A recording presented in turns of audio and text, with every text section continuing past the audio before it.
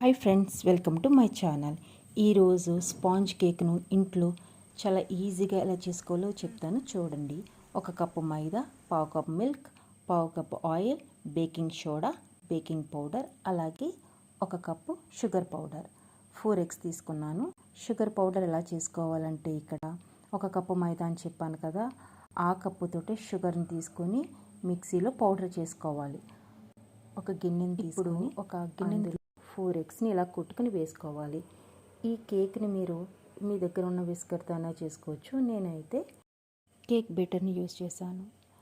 4 ఎగ్స్ని మనం బాగా బీట్ చేసుకోవాలండి. ఎలా అంటే ఒక ఫోమ్లా రావాలి. ఎంత ఫోమ్లా వస్తే కేక్ అంత స్పాంజ్గా స్మూత్గా వస్తుంది. టేస్ట్ కూడా చాలా బాగుంటుంది. ఈ విధంగా బాగా బీట్ చేసుకుంటూ ఉండాలి. ఒకే యాంగిల్లో బీట్ చేసుకోండి. చాలా ఈజీ, ఇంట్లో చాలా ఈజీగా చేసుకోవచ్చు. విస్కర్ యూజ్ చేస్తే కొంచెం టైం పడుతుందండి, అంతే.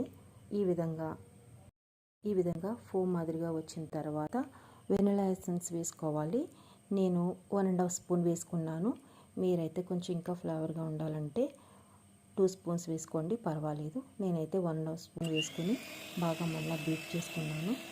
చూసారు కదా వీడియోలో ఎలా కనిపిస్తుందో. ఇప్పుడు రిఫైండ్ ఆయిల్ వేసుకున్నాను. సన్ఫ్లవర్ ఆయిల్ మాత్రమే యూస్ చేయండి, ఎందుకంటే మిగిలిన ఆయిల్ అయితే స్మెల్ వస్తుంది.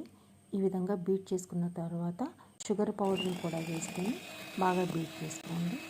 అలాగే ఇప్పుడు 1 కప్పు మైదా అని చెప్పాను కదా, 1 cup maida, baking powder 1 teaspoon, baking soda 1/2 teaspoon తీసుకొని ఈ విధంగా 3 కొంచెం కొంచెంగా జల్లించుకుంటూ బీట్ చేసుకోండి. ఎందుకంటే ఉండలు లేకుండా పిండి మొత్తం బాగా కలుస్తుంది.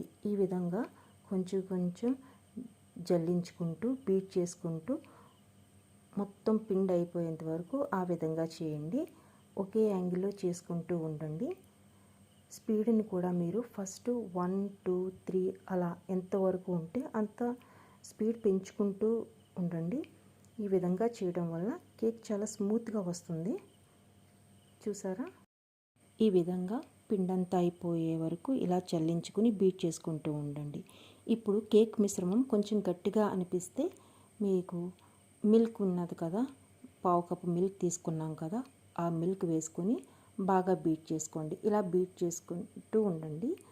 ఇప్పుడు బాగా ఫోమ్గా అనిపిస్తుంది కదా. ఇప్పుడు ఒక కేక్ గిన్నె తీసుకొని అందులో బటర్ పేపర్ని పెట్టి చుట్టూ ఆయిల్ అయినా లేదా బటర్ అయినా ఈ విధంగా అప్లై చేయండి. ఇప్పుడు మనం బీట్ చేసుకున్న ఈ కేక్ మిశ్రమాన్ని ఈ కేక్ గిన్నెలో వేసుకొని ఒక్కసారి ఇలా ట్యాప్ చేయండి. ఎయిర్ బబుల్స్ ఏమైనా ఉంటే పోతాయి. ఇప్పుడు 10 నిమిషాలు గ్యాస్ పైన వేడి చేసుకున్న కుక్కర్లో స్టాండ్ పెట్టుకొని అందులో నెమ్మదిగా ఈ కేక్ గిన్నెని పెట్టుకొని గ్యాస్ కట్ తీసేసిన కుక్కర్ మూతను ఉంచి టైట్ చేసుకోండి. లో ఫ్లేమ్లో ఒక 1/2 అవర్ ఉడికించండి.